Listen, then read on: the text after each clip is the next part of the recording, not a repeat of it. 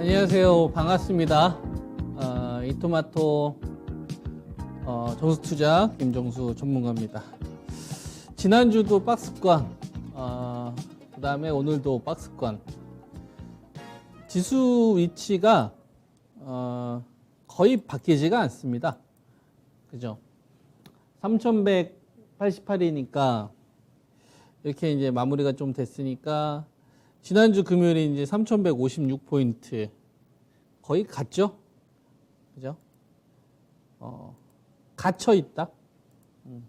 이런 말이 저절로 나옵니다. 방송에서 계속적으로 여러분들에게 말씀을 좀 드리고 있는 거는 이런 걸 말씀을 좀 드리고 있죠. 거래대금을 많이 보여드리고 있습니다. 여러분들한테. 그죠?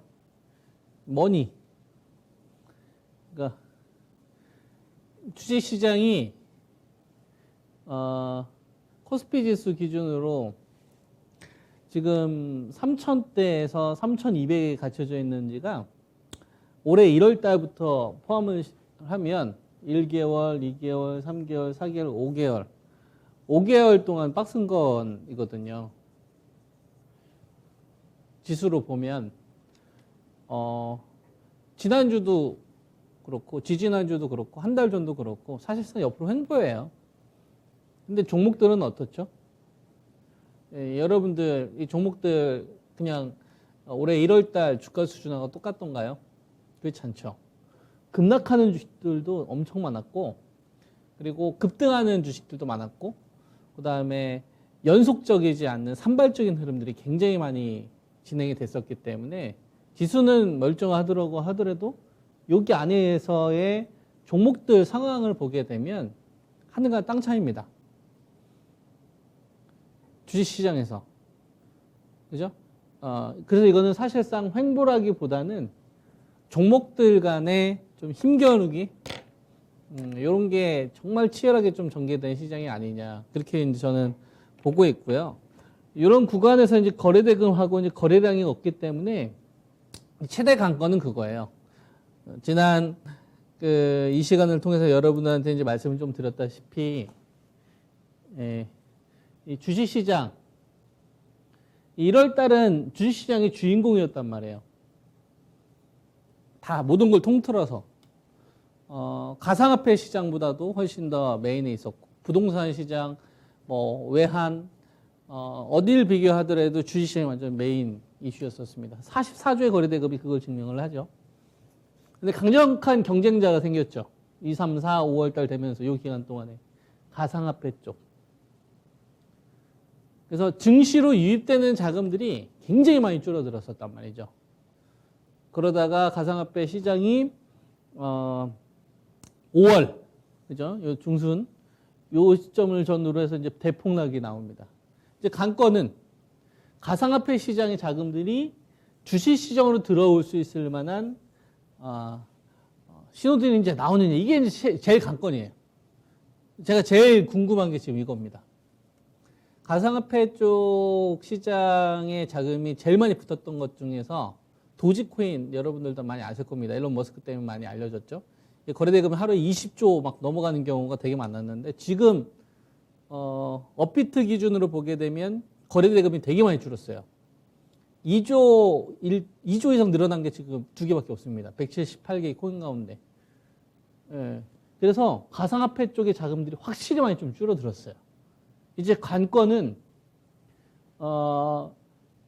가상화폐 쪽으로 가려고 하는 자금들은 일단 브레이크가 걸렸는데 이제 이동되는 자금들이 주식시장에 들어오게 되면 어떤 신호들이 나와야 될까요? 고객 예탁금만 늘어나면 안 되고 여기 거래량이나 거래대금이 늘어나는 신호들이 나와야 됩니다. 그래야 지수는 박스권 흐름을 보인다고 하더라도 어떤 신호가 나오죠? 수익률 게임에 우리가 편승할 수가 있죠. 참여할 수가 있죠. 그죠? 그런 신호들이 이 방송에서 제가 여러분들에게 계속적으로 말씀 좀 드리면서 일단 낙폭주들 그 다음에 가격 조정이 나온 주식들만 좀 공략을 하면서 따라가지 말자 말씀을 좀 드렸죠. 그래서 하락장으로 저는 여러분들에게 갈 것이다 이야기하기보다는 좀 현금 관리와 관련된 부분 그다음에 이제 IT 반도체나 전기차를 좀 따라가지 말고 가격 조정이 왔을 때만 좀 공략을 하는 식으로 가자. 그래서 지수에 좀 속지 말자. 이런 말씀을 좀 드렸었고. 그다음에 이제 중국 소비주는 별개로 좀 잘 갈 거다. 이런 이야기를 좀 해드렸었잖아요. 실제로 IT 반도체나 전기차 가격 조정이 제법 있었습니다. 제가 여러분들한테 말씀드리고 나서. 이제 관건은 이게 이제 반등 포인트가 본격적으로 확산이 되려면 싸서 반등 나면 안 되거든요. 재료를 동반해서 나와야 됩니다. 어떤 사건을 딱 던지면서 명분을 제시를 해야 된다는 얘기죠. 그런 것들이 아직은 좀 나오지 않고 있다.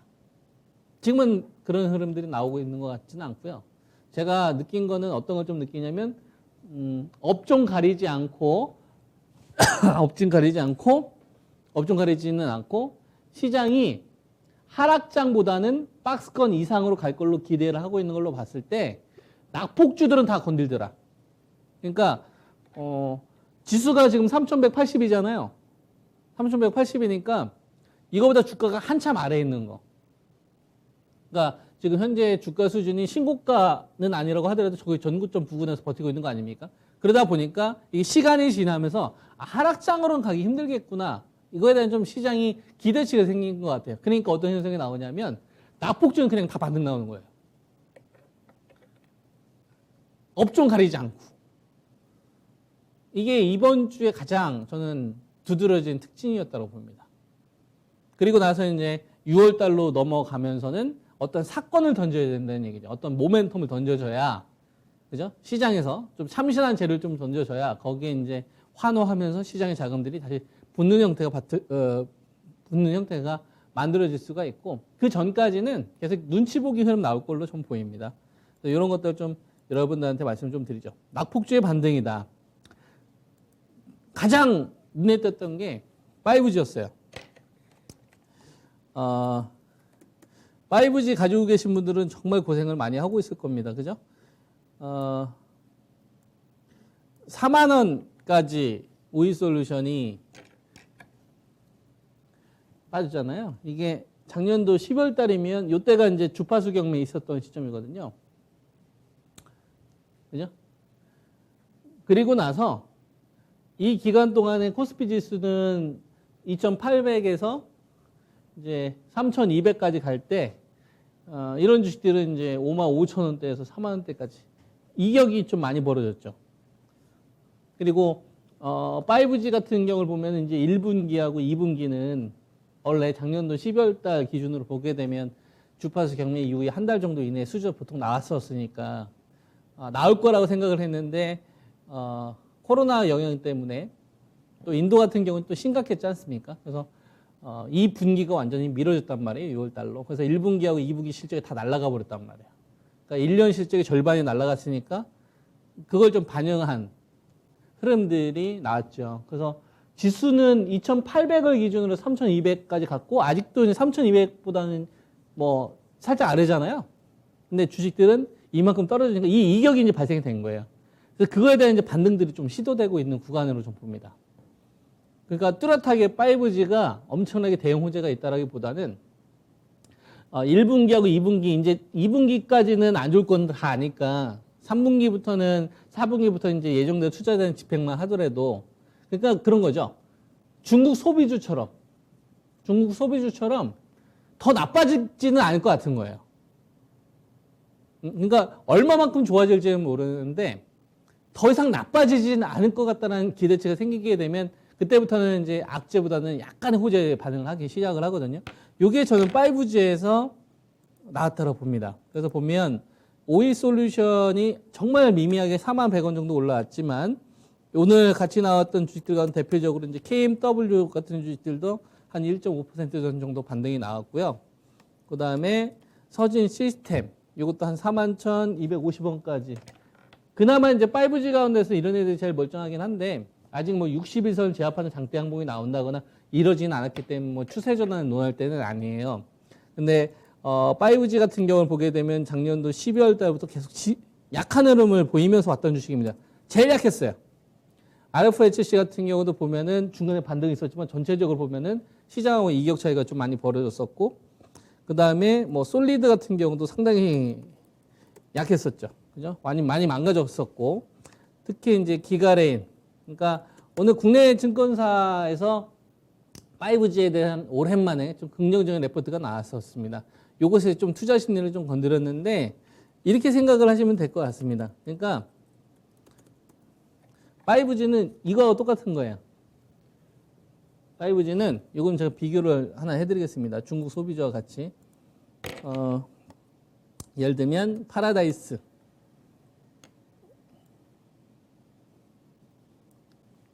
자, 우리가 이렇게 한번 생각을 한번 해보는 겁니다. 지금 뭐에 대해서 얘기하고 있죠? 코스피 지수가 3180인데 지금 시장은 뚜렷한 모멘텀이 없더라. 그래서 밸류 부담이 여전히 있는 상태에서 어느 산업 하나가 이끄는 시장은 이제는 아니에요. 그나마 이제 철강, 화학, 조선, 그다음에 금융주들이 좀 주도했었으나 이제 얘네들도 차익 매물 나오면서 이번에 반등 나온 거고, 자동차가 지금 주도하고 있다라고 이야기할 수도 없고, 전기차가 주도한다라고 이야기할 수도 없고, 바이오 제약이 주도한다라고 할 수는 없고, 정확하게 mRNA 관련 테마 일부가 좀 주도한다라고 이야기할 수가 있고, 그렇단 말이죠. 뭐 중국 소비주들이 반등을 이번에 강하게는 했지만 기간을 좀 당겨보게 되면 아직도 미미하거든요. 작년도 수익률 게임 비교를 해보면. 오늘 이 방송에서 이야기하는 포인트는 코스피 지수가 3180인데 박스권은 계속 지속하잖아요. 그죠? 근데 하락장으로 가기는 어렵겠다라고 시장에서 점점 컨센이 좀 높아지고 있는 것 같아요. 그러다 보니까 비싸게는 못 사겠으니까 싸게는 사고 싶은 수요가 더 커진 거예요. 근데 여기에 계기를 던진 게 가상화폐 시장의 급락인 거고, 눈에 안 들었던 게 눈에 들어오기 시작을 하는 거죠. 그러니까 그게 뭘 건드리는 거냐면 낙폭주를 건드리는데, 이 낙폭주가 특정 업종은 별로 신경 안 쓴다는 얘기예요. 많이 빠졌다 싶으면 조만한 투자 심리만 개선되면 반등이 다 나오기 있다. 이게 바이오제약도 마찬가지인 거고 5G도 마찬가지인 거고. 무슨 말인지 이해되시죠? 대신 주가 위치가 좀 위에 있다 싶으면 매수가 잘 안 붙습니다. IT 반도체 가운데 원익 알피에서는 테스트 강하게 안 붙잖아요. 그죠? 이런 시장에서의 어떤 그 부분들이, 특징들이 좀 보이더라. 이겁니다. 자, 코스피 지수는, 자, 보세요. 코로나 사태로 인해서 가장 피해를 많이 받았던 게 대표적으로 카지노예요. 여행주, 뭐 호텔 신라 이런 면세점 정말 최악이었습니다. 코스피 지수 1월달 고점, 2월달 이때가 우리가 코스피 지수는 2200대였거든요. 2200대를 비교를 해보면 아직도 아래예요. 이번 주를 보게 되면은 이제 중국 소비주들이 그나마 좀 올라왔잖아요. 화장품 잘 갔고, 그죠? 카지노 한참 아래입니다. 코스피 지수는 지금 3200대인데 지수는 1000포인트가 올랐는데 아직도 파라다이스는 한참 아래에 있는 거예요. 작년 2월달 수준 아래에 있으니까. 2200 아래 수준이 있지 않습니까? 그러니까 이 반등이 부담이 없는 거죠. 근데 이 반등이 나왔던 포인트는 백신을 확보하고 나서부터예요. 그리고 나서 이 기간 동안에 코로나 확진자도 오히려 계속 늘어났던 추이였습니다. 근데 왜 안 빠졌냐? 더 나빠질 것 같지는 않은 거죠. 백신은 조금 있으면 확보할 거니까 작년도만큼 12월 달만큼 코로나 확진자가 뭐 폭발적으로 증가하지는 않을 거다. 그죠? 그런 컨센이 형성됐기 때문에 악재임에도 불구하고 반등이 났다 이거예요. 그 중간에 이런 과정을 거쳤고 5G가 요 시기랑 저는 비슷하다고 보는 겁니다. 요런 시기랑. 그러니까 더 나빠지기는 어려울 것 같은 거예요. 1분기하고 2분기를 보니까 이미 실적을 다 박살 내버렸고 5G 투자하시는 분들 무슨 말인지 이해되셨습니까? 정점은 2분기 실적이 발표되는 시점이라고 좀 봅니다. 그때가 불확실히 거치는 구간이 되겠죠. 그죠? 5G 투자하시는 분들은 이거 좀 참고하시면 좋을 것 같고요. 그리고 전기차 관련된 주식을 좀 이야기를 해드릴게요. LG화학. 그 LG화학 가격 기억하시나요? 83만 원 여러분들에게 제시를 해드렸어요. 그죠? 83만 원. 83만 원. 여러분들에게 제가 SK 하이닉스는 기준가를 제시해드린 거. 하이닉스는 이제 14만 원대 따라가지 말고 12만 원 기다려보고 투매에 나오면 10만 7천 원 나오면 무조건 들어가자.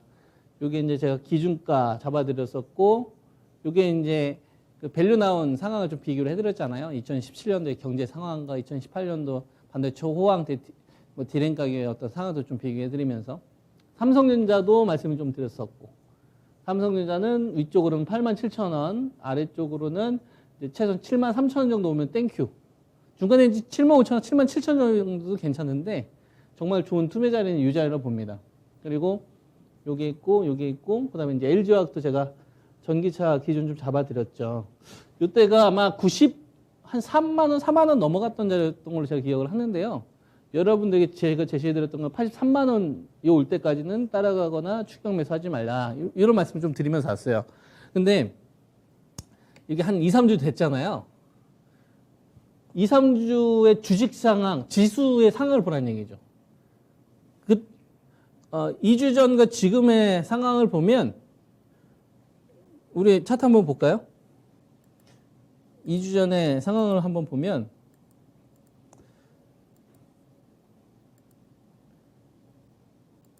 지수는 급락 없었어요.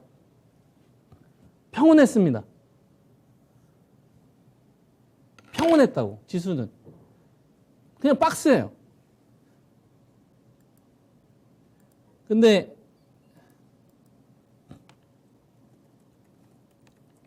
SK 하이닉스는 급락도 한 번 있었고,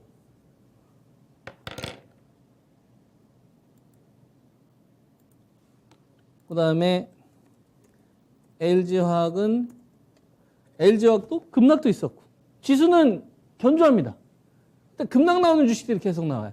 근데 얘네들만 있는 게 아니라 바이오제약 같은 경우는 삼성바이오로직스는 더 난리가 났었죠. 폭등과 폭락이 있었습니다.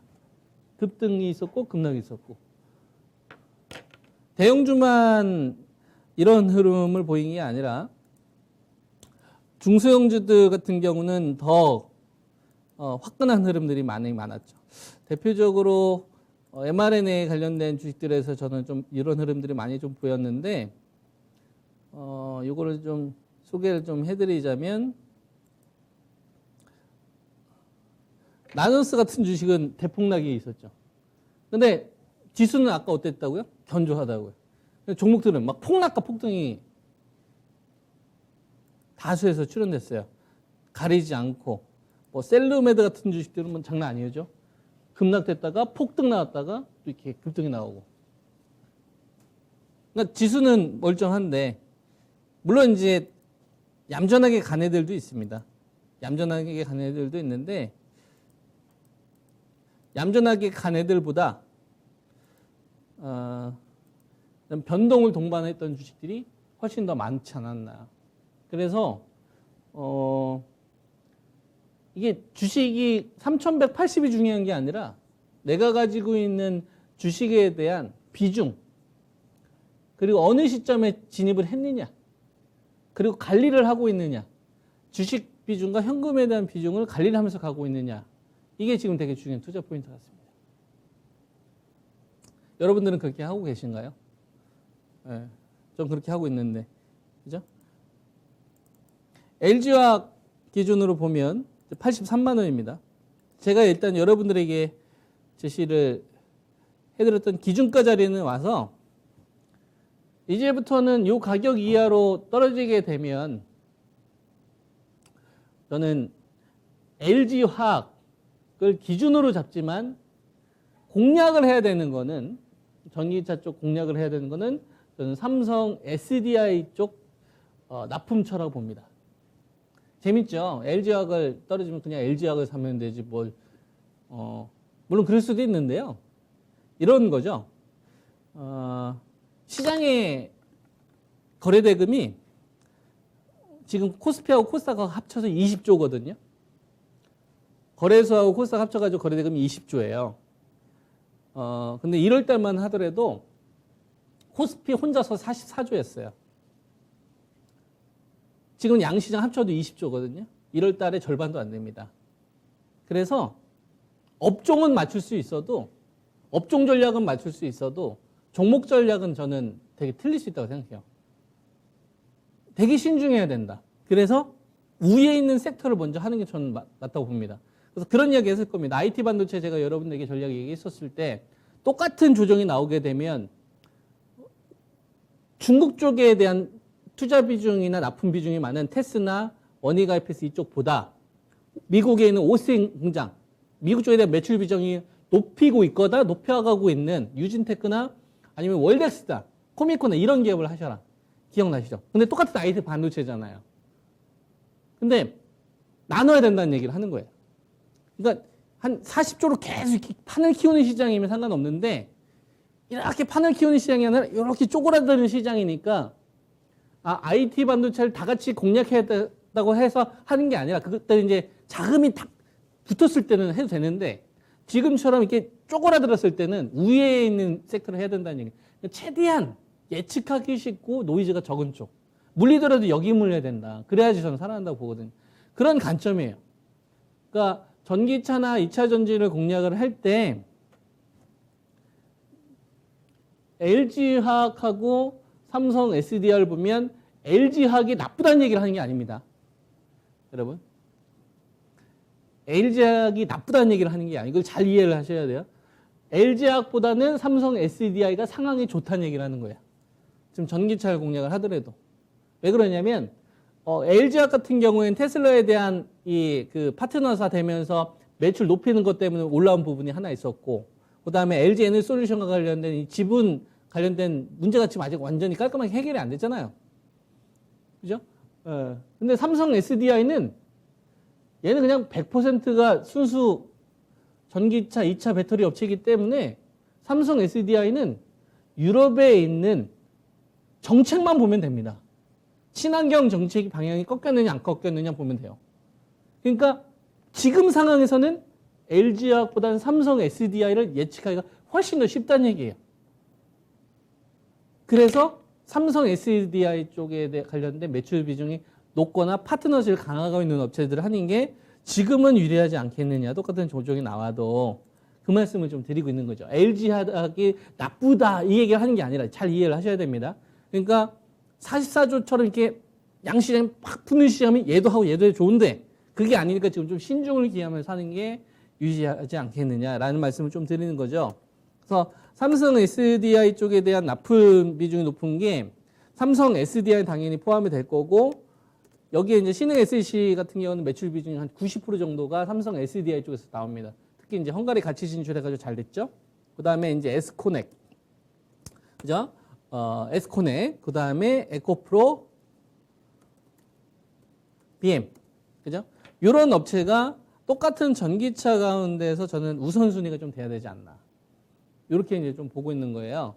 근데 지금 삼성 SDI하고 우리가 이제 그 LG화학을 보게 되면 삼성 SDI 같은 경우는 이 박스권 흐름에서 한 단계, 톤 단계 되면서 요 자리죠. 요 자리가 이제 무너지기 시작을 하면서부터 70만 원대 이하에서 계속 거래가 되다가 60만 원 초반대에서 이제 박스권 흐름을 계속 만들었거든요. 이게 지금 1개월, 2개월, 3개월이에요.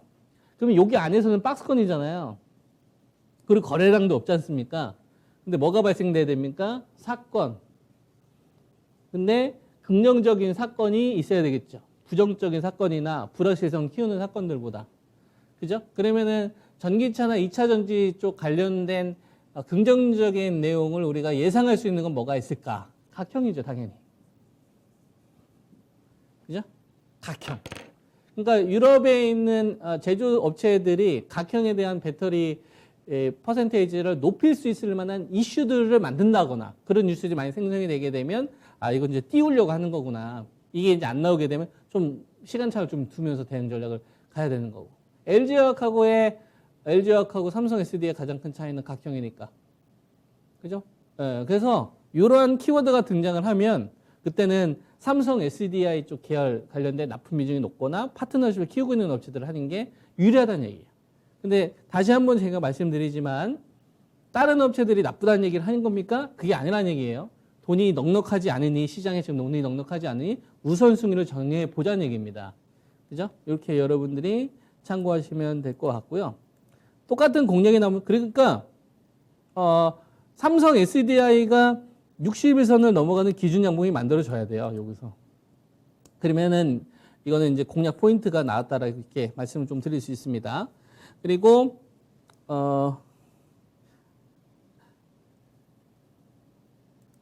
바이오제약 한번 가볼게요. 삼성 바이오로직스 관련돼서는 뉴스가 참 많았어요. 그죠? 모더나, 맨 처음에는 이제 화이자 관련된 뉴스로 나오더만 이번에 모더나 얘기 나오더라고요. 맨 처음에 이제 모더나 이전에는 이제 한국경제에서 이제 화이자하고의 위탁 계약이라는 게 맨 처음 나왔죠. 물론 이제 오보로 밝혀졌죠. 그리고 나서 모더나로 바뀌면서 그걸로 이제 주가가 95만 원까지 갔어요. 근데 이제 모두가 기대했던 DS가 아니라 DP 쪽이죠. DP 쪽. 또 정확한 구체적인 수량도 담당하지 않았습니다. 그러다 보니까 이 상승 흐름이 나고 이제 조정 흐름이 나왔죠. 이전에는 83만 원대, 4만 원대가 고점이었어요. 이때는 GSK나 이제 비르나 이런 어떤 위탁 계약, 치료제, 코로나 치료제 요것만 있는데 모더나가 붙은 거잖아요. 그죠? 이게 1억 도스가 될지 5억 도스가 될지 10억 도스가 될지 요거는 친절하게 알려주지 않습니다. 그리고 모더나가 기술 이전과 관련된 부분들은 절대 안 할 거다라는 언론 보도도 되게 많은데 그거 있는 그대로 믿으실 필요 없어요. 어차피 이쪽 관련되어서는 우리가 알 수 있는 사항들이 아닙니다. 우리가 알 거는 이것만 알면 돼요. 치료제 위탁 생산에서 백신 위탁 생산에 대한 알파가 붙었구나. 그럼 이전의 고점 뭐가 돼야 됩니까? 이거는 지지 자리가 돼야 된다. 그래서 삼성 바이오로직스 같은 경우는 83만 원대에서 이제 4만 원대 요 자리가 당분간 좀 중심 자리가 될 것이다라고 좀 봅니다. 요게 제압되는 흐름들이 나오면 바이오 제약에서는 대형주들 같이 이제 움직이고 있는 이제 셀트리온, 오늘은 이제 셀트리온 좀 제약이 움직이는데요. 셀트리온 계열사들이 같이 움직이는지를 좀 잘 보십시오. 그래야 한미나 녹십자나 이런 대기업들이 움직이면서 판을 키울 수가 있습니다. mRNA 관련된 일부 테마주들은 먼저 움직이 나왔잖아요. 아이진부터 시작해서 셀리드나 셀루메드 같은 경우, 이연제 같은 경우 시세가 좀 터졌는데 나머지 섹터들이 아직 요이 땅을 안 했습니다. 그러려면 바이오 제약에서는 이런 대형주들이 같이 움직임이 나와야 동조가 돼서 확산이 될 것이다. 이렇게 이제 방향을 잡으시고 전략을 세우시면 될 것 같습니다. 아시겠죠? 한 주 수고하셨습니다. 다음 시간에 뵙겠습니다. 감사합니다.